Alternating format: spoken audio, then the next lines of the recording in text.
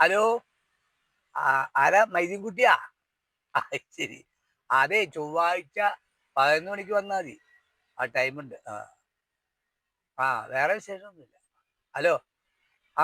Sorry, പിന്നെ വിളിക്കാട്ടോ. ഒരു സ്റ്റുഡന്റ് വന്നിട്ടുണ്ട്. നമസ്കാരം ആശാനെ. തുടങ്ങാം. നമസ്കാരം. പേരെന്നാ? വീടെവിടെയാ? എൻ്റെ പേര് വീരാൻകുട്ടി. നാട് കാലാമ്പുഴ. ആശാനെ, വേഗം ക്ലാസ് തുടങ്ങാം. വിശേഷങ്ങളൊക്കെ പിന്നെ പറയാം. വേഗം ധൃതിയായി വണ്ടി ഓടിക്കാം. എന്നാ ശരി, നമുക്ക് തുടങ്ങാം. ആദ്യം വണ്ടി ന്യൂട്രലാണെന്ന് നോക്കണം. ന്യൂട്രലാക്കി സ്റ്റാർട്ട് ചെയ്ത് ക്ലച്ച് ചവിട്ടി വേണം എടുക്കാൻ.